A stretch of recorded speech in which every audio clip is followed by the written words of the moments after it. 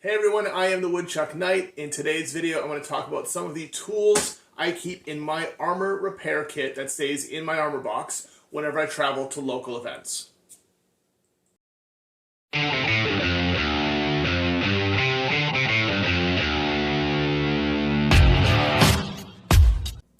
So like I said, I'm going to be talking about the tools I keep, the equipment I keep, and kind of how I have my little armor repair box put together. This is the box that stays in my large armor box for when I'm traveling to local events, regional events, when I'm driving to things. I won't bring all of this with me when I'm flying just due to weight, and we'll kind of spread out the equipment amongst the team for repairs. Everybody brings a little bit of something.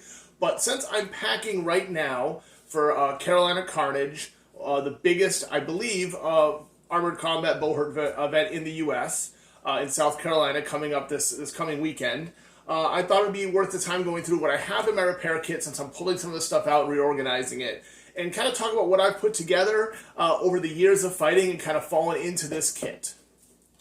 Before we do that, I do want to talk about today's sponsor, which is Canadian Bowhurt. There'll be a link in the description. Canadian Bowhurt sponsors my channel and makes amazing weapons for our sport. If you go to their website before ordering, if you email them and tell them you came there from Woodchuck Knight, they will give you a 10% discount. So please do that, help support my channel, but more importantly, help support Canadian Bowhurt because I like seeing local makers who are really listening to their customers, and they've made me some awesome weapons, and they can make you some too for your fighting endeavors. But let's get to the kit. So let's talk about what this is, right? So this is basically just the toolbox. You can see it's a little beaten up and broken that came in my large, it was a Stanley case originally, and then I bought a DeWalt case. This is still actually the bucket for the old Stanleys. I just never changed it out.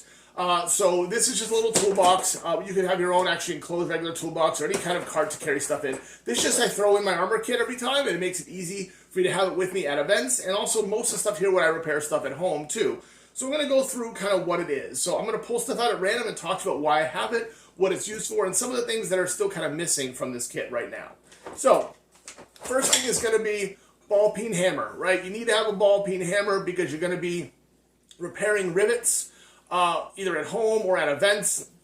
You got to be able to peen things down. That's what a ball peen is for. So you can smash those rivets and round them off so they're flattened out and rounded and able to stay in place. So I've got a ball peen hammer in here.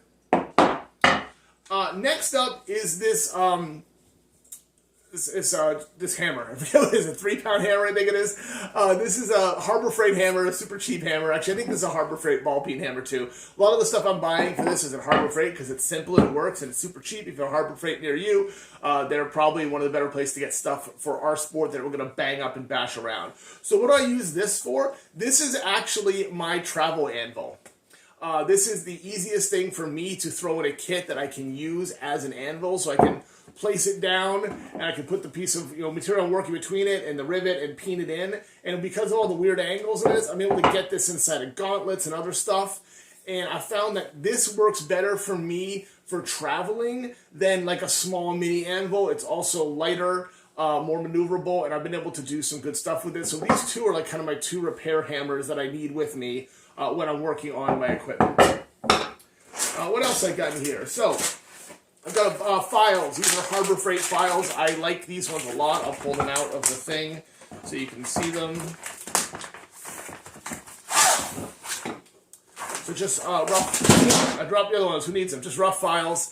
These are awesome. I recommend these ones from Harbor Freight that come in the gray bag that I have because the bag will keep the files from banging against each other and getting dulled down. But you can take out rivets and off rivets with these when you don't have access to power tools. You can also file down sharp edges on weapons, sharp edges on any equipment. But usually I really like these because I've literally just shaved off rivets so I can hammer them out when I'm at an event, and that is a really cool tool to have, so I keep these in my armor repair kit at all times.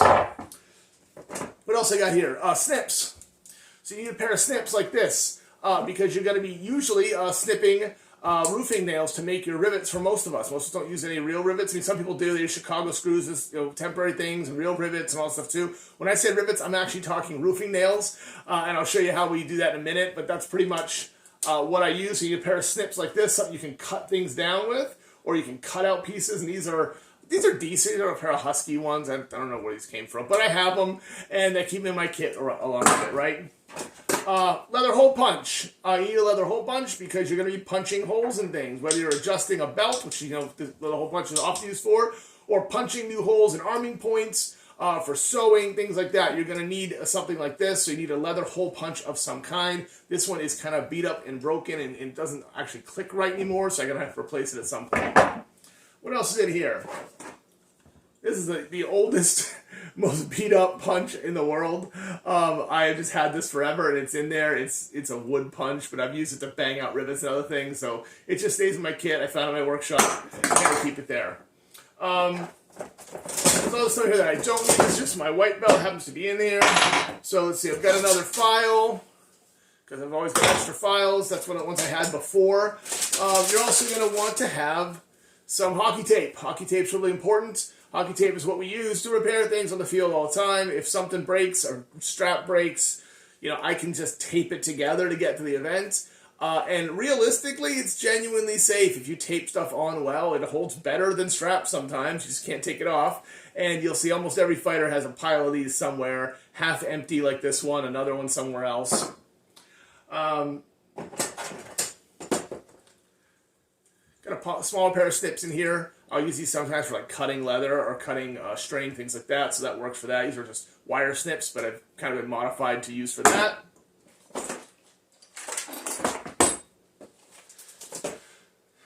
And then we got my baby ball peen. So like I said, I got the big ball peen hammer here. That's what I use most of the time for putting in rivets and fixing things. But sometimes inside a gauntlet or inside a helm, you can't get this in there and work it. And I actually can get this little guy in there. And I've used this many times very laboriously to ting, ting, ting, ting, ting, ting, ting, like that, until I get it to work.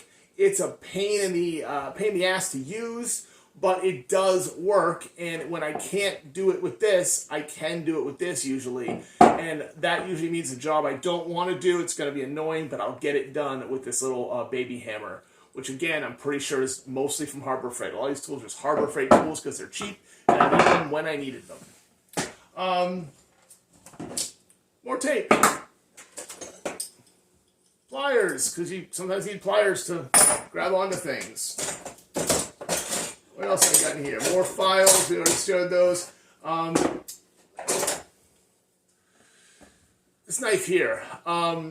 This knife has this awesome little pick on it. You can get these on Amazon, right? So what is this here? This little pick allows you to get in between knots and untie knots. A rigging knife, I think it's called. You can get these on Amazon. It's just got a nice blade, which is fine for cutting things. It's a cheap little blade, but it works. The reason everybody likes these is this little pick. Because with this pick, when there's a knot tied and you just been cranked down, you've been fighting all day, and you can't get your arm bracer off, you can slide this little thing and work it in between to help loosen up the knots. You can sometimes punch things through with this, but this is a vital and one of the more unique tools I think you'll find in almost every one of our kits, because this knife allows me to get out of armor at the end of the day or to untie leather when it's really cinched down, which sometimes you need to do. There's another name for it. I've always heard of it as a rigging knife with this punch. So there's different versions of it. I think this is like $11 or $15 on Amazon. This is probably the second or third one I've gone through, not because they've ever broken, but because they've wandered off at events and someone's taken it and thought it was theirs, because we all have very similar ones, and I'll go reorder it again because I need to have this in my kit. So those are the big tools, I think. I've got a couple of things in here. I've got, like, another pair of pliers. This one's got a little bit of bent hook nose on it, which is, helps me grab things. Again, cheap pair of pliers. I'm not even sure where these came from, but I threw them in there one day, and I've kept it in there. And then the important thing for me is my little tackle box full of the equipment that I need to do all of my repairs. So I keep extra these in there. So these are for putting onto your gambeson. These are arming points, so they're already pre-punched, so I could sew them on if I needed to. I've got some different size ones that I just keep in here, a little piece of leather. I've then got a collection of different punches, little metal punches to punch out. And frankly, I have beat these up so bad I need to get new ones because all the small punches that I really use are just like bent and destroyed at this point. So I've got to replace these pretty soon. More What's not in here right now is my fake sinew or my Dacron B50 string. It's currently being used to repair my helmet. I don't have it in here. I'm restitching stuff on my helmet. So I didn't put it in here. But I have needles in here, and then I have a string for sewing. So what do I use? Sinew, which is like my fake sinew, and it works great. But I also use B50 Dacron string. That is the string you make bow strings out of. And you can get a spool of that on Amazon for like $10, and it'll last you a lifetime. There's so much string on it. It's super durable. The way that it's made for bowstrings is it's wrapped up like a rope, so there's a whole bunch of strands together to make the bowstring. But when it's individually strung, it's just really, really strong thread. So I use B50 Dacron string, and I find that to be very productive for sewing things together. Also in here with this kit, I've got one of these, what are these called?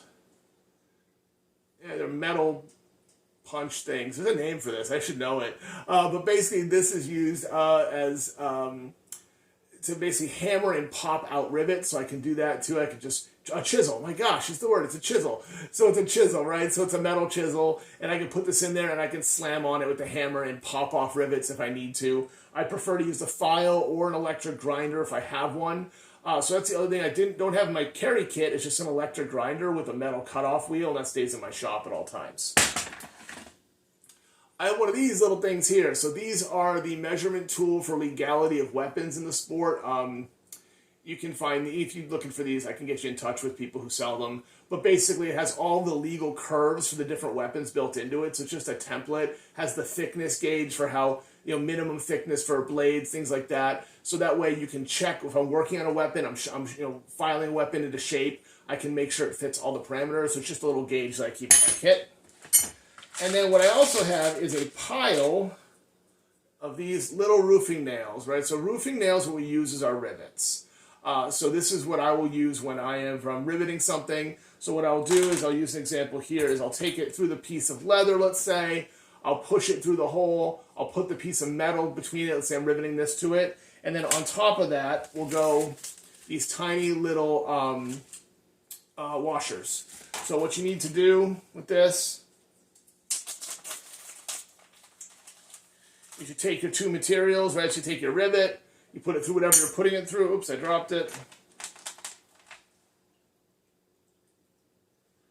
Put this hole here. Put your washer on top, and then what you're going to do is you're going to snip off the top of this nail. You're going to use that little snip I have here. You're going to put it on there. And you're going to cut off the top of that nail. You're going to squeeze it till you cut it down till it's just enough material that you need to hammer. Then you're going to take your ball peen hammer and hammer it down. Right? And so you can smash flat. It's going to hold that together. And it's basically going to cause the rivet on that side. And you're going to have the nail head on the other. And that's how we make and repair most of our rivets. It's roofing nails and then the appropriately sized washer. I cannot for the life remember the measurement of this washer, and I never know. Whenever I need a new bag of them, I just bring a roofing nail into the hardware store, walk down to the washer section, and I just start sliding them through until I find the one that fits.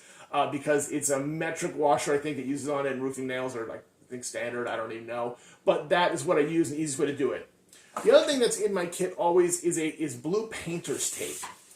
This is a trick. I think Mikey Johnson showed me this originally years ago. So when I'm nailing this, a lot of times if you're you've cut this down. So I actually have a couple cut ones in here. So I'll put a.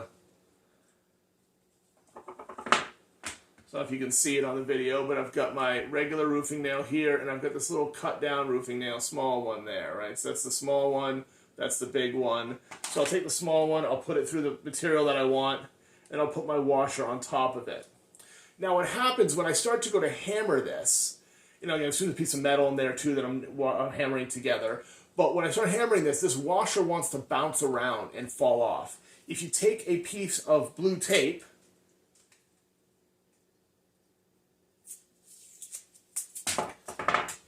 and as you push it through here, you push your nail through, put your washer on it, and right on top of it, just put the blue tape over the top.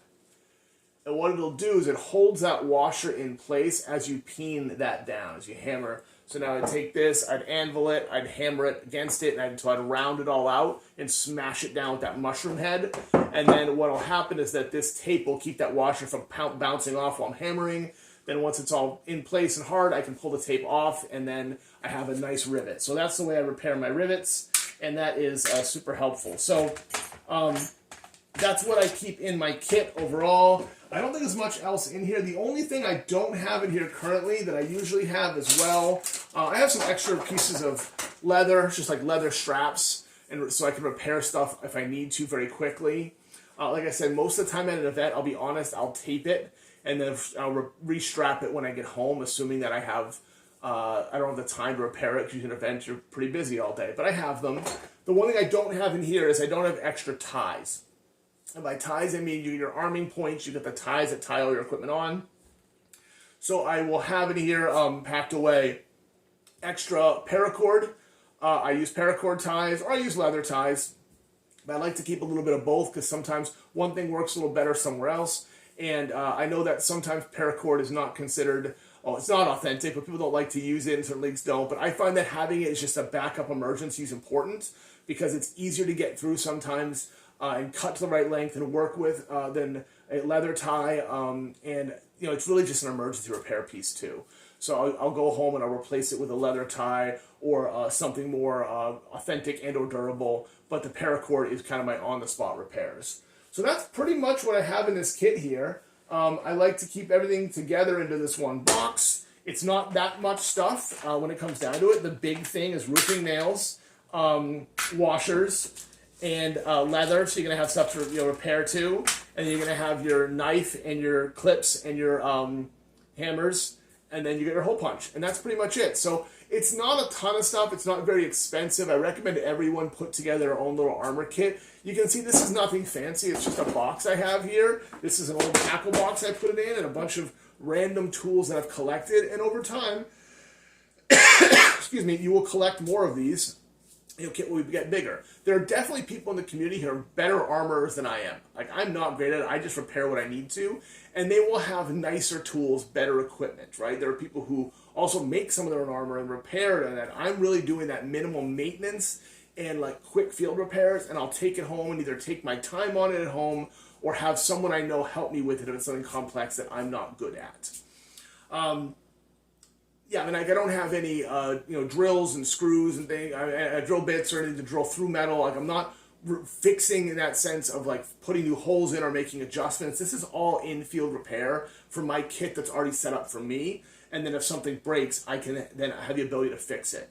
The other thing I've sometimes kept in here is just wire. I've kept wire in these kits, too, because sometimes you can just literally wire twist something together to get it to hold together for a round until you have to go and fix it. So, I hope you found this helpful. This is kind of my stuff that I'm going to be picking out a few pieces with and bringing with me, so I have some repair stuff with me while I travel and fly.